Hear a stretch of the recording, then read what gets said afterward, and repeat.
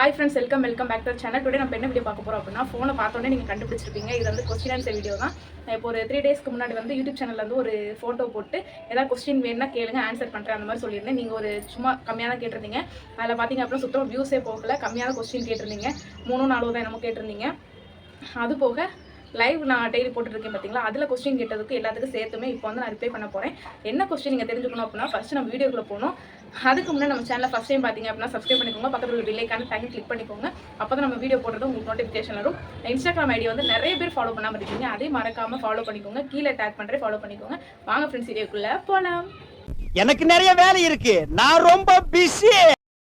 வீடியோக்குள்ள வந்தாச்சு ஃப்ரெண்ட்ஸ். என்ன கொஸ்டின் பார்த்தீங்க அப்படின்னா, இருங்க ஃபஸ்ட்டு நான் கொஸ்டின் எடுத்துக்கிறேன். இருக்கு பார்த்தீங்களா, கேட்டிருக்கேனா, இதில் தான் வந்து சும்மா சிம்பிளாக கமெண்ட் பண்ணியிருந்தீங்க, அதுக்கு வந்து நான் ரிப்ளை பண்ணுறேன். அதுக்கு முன்னாடி ஃபஸ்ட்டு என்கிட்ட முக்காசி நிறைய கேட்குற கொஸ்டின், மகிழனை பார்க்க போகலையாக்கா, போவீங்களா, எப்போ போவீங்க, இந்த மாதிரி கேள்வி நிறைய. இப்போ ரீசெண்டாக மகிக்கு அடிப்பட்டதுலேருந்து ரீசெண்டாக இப்போ வர்ற கொஸ்டின் இதுதான்.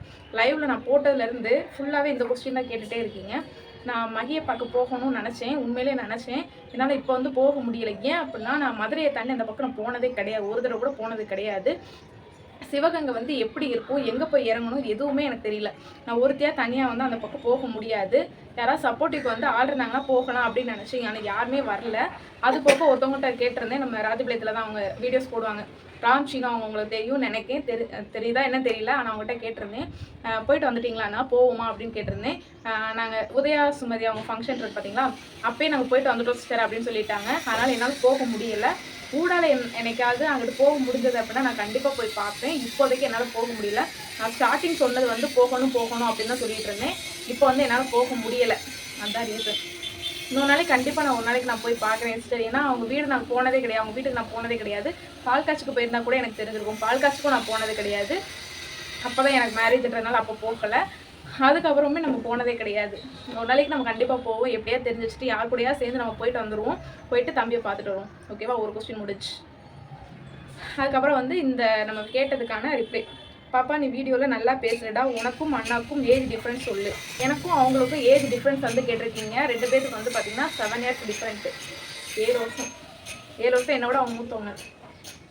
அண்டு ப்ரெக்னெண்ட்டாக இருந்த உடனே இன்ஸ்டாவில் போடாத, அதே கொஸ்டின் தான் அவங்க கேட்டிருக்காங்க. அவங்க தான் கேட்டிருக்காங்க, ஆனால் இது வந்து 2வது கொஸ்டின். அண்டு ப்ரெக்னெண்ட்டாக இருந்த உடனே இன்ஸ்டாவில் போடாத, 3 மந்த் ஃபினிஷ் ஆன அப்புறம் போடு சரியா. அம்மா அப்பாவை நல்லா பார்த்துக்கோ, லவ் யூடா பாப்பா. சிஸ்டர், நான் ப்ரெக்னென்ட் ஆன உடனே நான் போடலை, வீடியோ வந்து போடக்கூடாதுன்னு சொல்லியிருந்தாங்க. அதனால் நான் உடனேலாம் நான் போடலை. 3 மந்த் ஆனதுக்கப்புறம் தான் நான் போட்டேன். அப்புறம் இருந்துமே எனக்கு வந்து அபார்ஷன் ஆச்சு. நான் அதையுமே ஏன்டா போட்டோம் அப்படின்னு தான் நான் அடுத்து வந்து நான் ஃபீல் பண்ண ஆரம்பிச்சேன். ஏன்னா நம்ம வீடியோ எடுத்து வச்சுருந்துட்டு அந்த லைவாக எடுத்து வைப்பாங்க பார்த்தீங்களா, அந்த மாதிரி எடுத்து வச்சுட்டு பேபி பிறந்ததுக்கப்புறம் நம்ம போட்டிருக்கலாம் அப்படிலாம் நினச்சேன். இப்போ தோணுது அது. அப்போ வந்து நான் போட்டுட்டேன், இப்போ வந்து எனக்கு தோணுது அந்த மாதிரி எடுத்து வச்சுருந்துட்டு பேபி பிறந்ததுக்கப்புறம் போட்டிருக்கலாம் அப்படின்னு ஒரு ஃபீலிங் இருக்குது எனக்கு. நான் உடனே போடல சிஸ்டர், அதை ஃபஸ்ட்டு புரிஞ்சுக்கோங்க எல்லா பேருமே. ஏன்னா இதை தான் நிறைய பேர் சொல்கிறாங்க, உடனே போடாத. நீங்கள் சொல்கிறதும் கரெக்டு தான், ஏன்னா உடனே போடக்கூடாது தான். 3 மந்த் ஆனதுக்கப்புறம் தான் அப்புறம் இருந்துமே நான் போட்டேன். 4th மந்தில் தான் எனக்கு அபார்ஷன் ஆச்சு சிஸ்டர். அடுத்து அம்மா அப்பாவை நல்லா பார்த்துக்கோ அப்படின்னு இருக்கீங்க. நான் கண்டிப்பாக அம்மாவை சூப்பராக பார்த்துக்கிறேன், எனக்கு நம்பிக்கை இருக்குது. எங்கள் அம்மா நான் நல்லா பார்த்துக்கிறேன். லவ் யூடா பாப்பா, லவ் யூ ஸோ மச். அதுக்கப்புறம் வந்து பார்த்தீங்க அப்படின்னா பாலமுருகன் அப்படின்றவங்க வந்து ஹாயக்கா சொல்லியிருக்காங்க, ஹாய். அடுத்து நனித் நாகராஜ் அப்படின்னு நினைக்கிறேன் அவங்க நேம் வந்து. நான் அப்புறம் வந்து உங்களுக்கு வந்து இந்த பக்கம் வந்து மென்ஷன் பண்ணுறேன் சரியா. நீங்கள் என்ன படிக்கிறீங்க, உங்கள் பேரண்ட்ஸ் நேம், உங்கள் கூட பிறந்தவங்க எத்தனை பேர். நான் வந்து பிகாம் படிச்சுட்ருக்கேன், பிகாம் 3rd இயர் படிச்சுட்ருக்கேன். என்னுடைய பேரண்ட்ஸ் நேம் வந்து பார்த்தீங்க அப்படின்னா, எங்கள் அம்மா பேர் வந்து விஜயலட்சுமி, எங்கள் அப்பா பேர் வந்து முருகேசன். உங்கள் கூட பிறந்தவங்க எத்தனை பேர். என் கூட பிறந்தவங்க யாருமே கிடையாது. நான் ஒரு நாகராஜ் பாய் தான் நினைக்கிறேன். பிரதர் நான் ஒருத்தவங்க மட்டும்தான். கூட பிறந்தவங்க வந்து தம்பி வந்து ஒருத்தவங்க இருந்தால், சின்ன வயசுலேயே தம்பி வந்து இறந்துட்டான். இப்போ இருக்கிறது நான் மட்டும்தான். நஜி லைவே வர்றதில்லை அப்படின்னு போட்டிருக்காங்க. ஏன்னா நம்ம ஒரு 4 டேஸோ 5 டேஸோ லைவ் தொடர்ந்து நம்ம வரவே இல்லை. நேற்று தான் நம்ம திருப்பி லைவ் வந்து ஆரம்பிச்சிருக்கோம். அதனால தான் நஜி அவங்க வந்து நம்மளுக்கு எப்போயுமே லைவ் நம்ம போட்டாலே நம்ம லைவ் வந்து அட்டன் பண்ணுறவங்க வந்து நஜி. நிறைய பேர் அட்டன் பண்ணுவாங்க, அதில் நஜி ஒரு ஆள். அவங்க லைவ் வந்து ஏன் வர்றதில்லை அப்படின்னு கேட்டிருக்காங்க. வர முடியல சிஸ்டர். முத்தாரம்மன் ஹாய் அக்கா, ஹாய். இவ்வளோதான், இதில் வந்து இவ்வளோதான் இருக்குது. அதுக்கப்புறம் வந்து பார்த்தீங்க அப்படின்னா என்கிட்ட நிறைய பேர் கேட்குறது, ஃபேமிலியோட வீடியோ போடுங்க, ப்ராங்க் பண்ணுங்க அப்படின்னு கேட்குறீங்க. ப்ராங்க் பண்ணுறதுக்கு சும்மா நான் ஒரு ஆளானா ப்ராங்க் பண்ண முடியாது. அதுக்கு சப்போர்ட்டுக்கு வந்து ஒரு ஆள் தேவைப்படும். ப்ராங்க் பண்ணுறதுக்கு சப்போர்ட்டுக்கு ஒரு ஆள் தேவைப்படும். நான் எங்கே போய் யாரை போய் நான் ப்ராங்க் பண்ணுறது நீங்களே சொல்லுங்கள். நான் ஸ்டார்டிங்லேருந்து எண்டிங் வரைக்கும் பார்த்தீங்க அப்படின்னா நான் ஒருத்தியாக தான் வீடியோஸ்குள்ளே இருக்கேன். என் கூட சப்போர்ட்டுக்குன்றது வீடியோஸ்குள்ளே யாருமே கிடையாது. நான் திருப்பி இதை தான் சொல்லிகிட்டு இருக்கேன். வீடியோ சப்போர்ட்டுக்கு யாருமே கிடையாது. யாருக்குமே வீடியோஸில் வந்து இன்ட்ரெஸ்ட்டு கிடையாது. சோசியல் மீடியாவில் இன்ட்ரெஸ்ட்டு கிடையாது. நான் ஒருத்தியாக தான் வரணும். முடிஞ்ச இந்த மாதிரி குட்டீஸை வேணால் தள்ளி விட்றதுக்கு தான் போனேன். இந்த மாதிரி குட்டீஸை வேணால் ப்ராங்க் பண்ணலாம். மற்றபடி யாரையும் பண்ண முடியாது என்னால். அதனால் இந்த கொஸ்டினை வந்து அவாய்ட் பண்ணிடுங்க. ப்ராங்க் வீடியோ வந்து என்னால் முடிஞ்சால் யாரையா வச்சு பண்ண முடிஞ்சால் பண்ணுறேன். ஃபேமிலி வச்சு கண்டிப்பாக பண்ண முடியாது. உங்கள் ஃப்ரெண்ட்ஸ் கூட வீடியோஸ் போடுங்க அப்படின்றீங்க. ஃப்ரெண்ட்ஸ் அவங்களுக்குமே இதே ஆன்சர் தான். அவங்களுக்குமே இந்த வீடியோஸ்குள்ளே வந்து இன்ட்ரெஸ்ட் கிடையாது. சோசியல் மீடியாக்குள்ளே இன்ட்ரெஸ்ட் கிடையாது. வீடியோஸ் மேலே இன்ட்ரெஸ்ட் இருக்குது சில பேருக்கு. ஆனால் என்ன சோசியல் மீடியாவில் வந்து இன்ட்ரெஸ்ட் கிடையாது. நம்ம வெளியில் வந்து வீடியோஸ் போடுறது, ஃபோட்டோஸ் போடுறது அந்த வந்து அவங்களுக்கு இன்ட்ரெஸ்ட் கிடையாது. அதனால நான் யாரையும் போய் நான் கம்பல் பண்ண முடியாதுன்னு சிஸ்டர். சொல்லப்போனால் என் ஹஸ்பண்டையும் நான் கம்பல் பண்ணக்கூடாது. யாரையுமே நான் இதில் வந்து கம்பல் பண்ணக்கூடாது. எனக்கு பிடிச்சிருக்கு, எனக்கு இன்ட்ரெஸ்ட் இருக்குது, நான் வந்து சோசியல் மீடியாவுக்குள்ளே வரேன். அடுத்தவங்க வந்து நான் கம்பல் பண்ணி கூட்டிகிட்டு வந்தேன் அப்படின்னா அது தப்பாக முடிஞ்சிடும். ஏன்னா நான் ஒரு தடவை வந்து நிறைய வீடியோஸ் இந்த மாதிரி பண்ணியிருக்கேன். நிறைய கிடையாது. ஒரு 2-3 வீடியோஸ் வந்து ஏண்டா எடுத்தோம் அந்த மாதிரி ஆயிருக்கு எனக்கு. இதில் முக்கியமாக ஒரு வீடியோ வந்து பார்த்திங்க அப்படின்னா ஆசாசியாக வந்து ஒரு இடத்துக்கு போயிருந்தோம். இடத்துக்கு போகும்போது நான் வீடியோஸ் எடுத்தது வந்து எல்லாத்துக்குமே தெரியும். எல்லாத்துக்கும் தெரியும் போது அமைதியாக இருந்தாங்க. அதுக்கப்புறம் நான் வீடியோஸ் வந்து எடிட் பண்ணி போஸ்ட் பண்ணதுக்கப்புறம் ஒரு ப்ராப்ளமாகவே அது ஆயிடுச்சு. அதுலேருந்து எனக்கு ரொம்ப சங்கடமாக போச்சு. அந்த இதில் வீடியோஸை டெலீட் பண்ணு அப்படின்னு சொல்கிற அளவுக்கு ஆயிடுச்சு. கடைசி அந்த வீடியோவுமே நான் டெலீட் பண்ணிட்டேன். அதுலேருந்து நான் நினச்சேன் இனிமேல் யாரையுமே நம்ம வீடியோஸ்குள்ளே வந்து கூப்பிடக்கூடாது. அவங்களுடைய அனுமதி இல்லாமல் நம்ம யாருமே வீடியோஸ்குள்ளே வந்து போடக்கூடாது அப்படின்னு அப்போ நினச்சேன். அப்போ இருந்து இப்போ வரைக்கும் அப்படி தான் போய்கிட்டு இருக்கு. அது மட்டும் இல்லாமல் என் ஃபேமிலியாகவும் நான் வீடியோக்குள்ளே வந்து காட்டுறதுக்கு எனக்கு இன்ட்ரெஸ்ட் கிடையாதுன்றது எதுக்கு சொல்கிறேன் அப்படின்னா அவங்களுக்கு யாருமே இன்ட்ரெஸ்ட் கிடையாது. இன்ட்ரெஸ்ட் இருந்தாங்க அப்படின்னா கண்டிப்பாக கூப்பிட்டுருவேன். இன்ட்ரெஸ்ட் யாருமே கிடையாது. நானாக போய் கூப்பிட்டு அவங்க வீடியோஸ்குள்ளே வர வைக்கிறதுக்கு எனக்கு இன்ட்ரெஸ்ட் இல்லை. எனக்கு பிடிச்சிருக்கு, எனக்கு சப்போர்ட் பண்ணுறாங்க, நான் வந்துட்டு வீடியோக்குள்ளே வந்துட்டேன், அவ்வளோதான். அதுக்கப்புறம் வந்து பார்த்திங்க அப்படின்னா இப்போ ரீசெண்டாக எனக்கு நடந்தது வந்து பார்த்திங்க அப்படின்னா ஒரு ஃபங்க்ஷனுக்கு போயிருக்கேன்.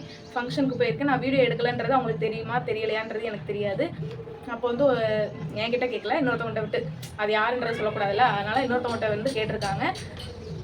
இந்த மாதிரி வீடியோஸ்லாம் அப்லோட் பண்ணக்கூடாதுன்னு சொல்லிடு அப்படின்னு சொல்லியிருக்காங்க. நான் வீடியோஸ் எடுக்கலைன்றது அவங்களுக்கு தெரியுமா என்னன்றது தெரியல. ஆனால் அப்போ வந்து என் மனசு எப்படி இருக்கும்னு நீங்களே நினச்சி பாருங்கள். ஆனால் அந்த நேரத்தில் வந்து சத்தியமாக, ஆனால் அது ஃபேமிலி ஃபங்க்ஷன் தான், ரொம்ப முக்கியமான ஃபங்க்ஷன் தான் இது. அப்போ வந்து ரொம்பவே நான் ஃபீல் பண்ணேன். ஆனால் வெளியில் வந்து யார்ட்டையுமே என்னால் காமிச்சிக்க முடியல. இந்த மாதிரி நிறைய விஷயம் நடந்திருக்கு, என்னால் சொல்ல முடியல. அதை வந்து அப்போ வந்து அவங்க அந்த வார்த்தை சொன்னாங்க, எங்களையும் சரி பாப்பாவையும் சரி வீடியோ வந்து போடக்கூடாதுன்னு சொல்லிடு அப்படின்ட்டு சொன்னாங்க. அதை நான் யாருன்னெலாம் நான் சொல்ல மாட்டேன். ஆனால் அந்த வார்த்தை வந்து என்னை ரொம்பவே பாதிச்சது. அப்போ வந்து அப்பயுமே நினச்சி ஏன்டா நம்மளை இப்படி பேசுகிறாங்க அப்படின்ற மாதிரி தான் நினச்சேன். வீடியோ போடுற ஒரு குத்தமா அப்படின்னு தோணுச்சு. அது வந்து நம்மளுக்கு தெரியும் இது வந்து ஒரு தப்பு கிடையாது, எல்லா பேரும் செய்கிற மாதிரி ஒரு ஜாப் மாதிரி தான் இதை நினச்சிட்டு இருக்கேன். நான் ஜாப் அண்ட் என்டர்டைன்மெண்ட் தான் இந்த வீடியோஸ் போடுறது. நான் அப்படி நினச்சி தான் இவ்வளோ நாள் யூடியூப் சேனல் வந்து ரன் பண்ணிகிட்டு இருக்கேன்.